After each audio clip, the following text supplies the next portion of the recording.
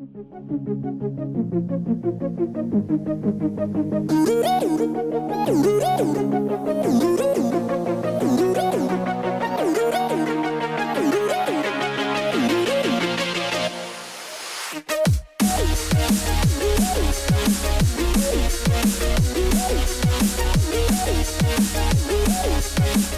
up guys, this is Hashavir from Docile and this is the full review of Infinix Hot 4. Infinix Hot 4 is a very strong contender, especially if you are in a search of a smartphone on a budget. Infinix has entered the smartphone market by providing phones with reasonably good specifications at very affordable price points. What are the positive and the negative aspects of this particular model? Let's check out into the review. The design of the phone is simple and does not require much explanation. It has a typical Android touch and feel into it, and it is a plastic build. The volume rockers are located at the side, and under them is the power button, which is easy to reach for an average sized hand on a phone of this size. On the back is the 8 megapixel camera with an LED flash and a fingerprint sensor, which is quite responsive.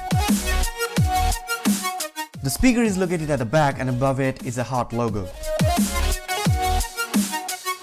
On the front is the 5 megapixel front-facing camera, a proximity sensor, and unfortunately there is no notification LED. A standard 3.5mm headphone jack is located at the top and the charging port is at the bottom. The phone is powered up by a 4000 mAh battery, which is not removable, and for me it serves good for most of the multimedia uses. There is a single SIM card slot and a memory card slot that supports up to 32 GB. The phone has a 5.5-inch display with a resolution of 720 by 1280 pixels and a pixel density of 267 pixels per inch. Now this is not anywhere near to the display standards of today, where the smartphones are offering Quad HD displays. However, we should not expect anything extraordinary at this price point, but still the display is vivid and sharp for most of the multimedia and everyday usability.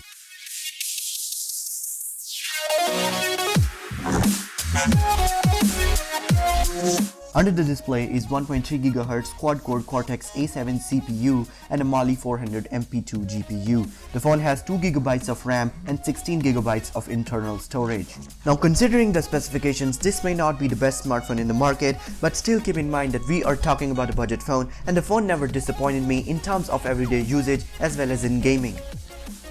Now let's talk about the software of the phone, and this is the point where I was quite impressed. The phone never hung up and was very snappy. I tried opening and closing different apps, switching between the apps, and it went very well. I used the phone for a while and I was amazed to see that there was no hanging or heating.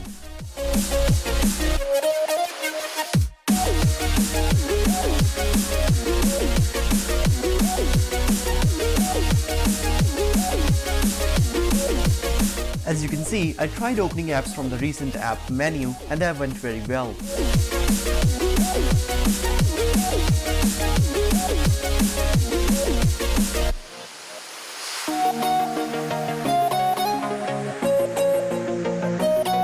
Activities like changing the wallpaper, switching between different apps, and the overall transitions and animations of the phone were quite smooth.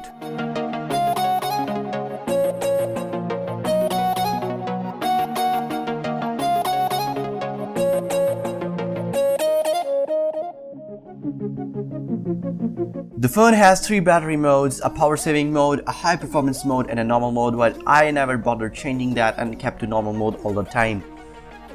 The browsing experience on the phone was also very good. It was smooth scrolling up and down into the websites, while one thing I noticed was that when I tried to open a bit heavy websites, it hung up a little when the website was loading, and once the website was completely loaded, it was good to go.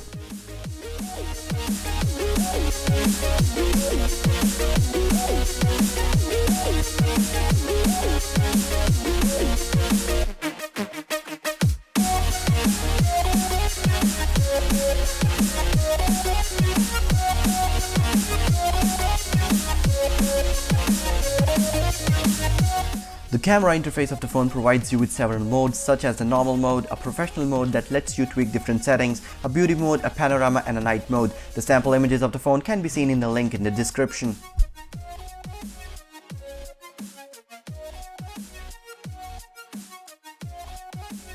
You wouldn't have any problems with the brightness levels of the phone unless you're using it in a very bright sunny day.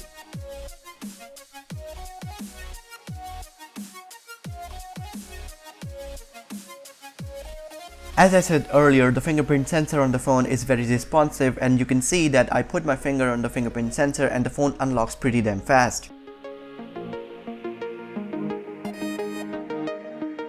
The navigation buttons on the phone are not backlit, so it may be a problem for you while using the phone in the dark, but once you are familiar with the buttons, it may be easy for you to operate.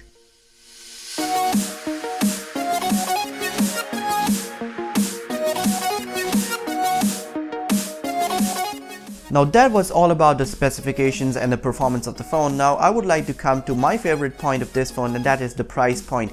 It is available for Rs 12,600 in Pakistan, that equals up to almost $126, and this is quite an impressive price point for the specification it offers. It may be your primary phone or the secondary phone, it totally depends on you. This was all about the review. Now if you like this video, please don't forget to subscribe, like and comment, and do follow me on Facebook. This was my first video on YouTube, and your subscribing would help me produce even more technology content. So till my next video, goodbye and stay tuned.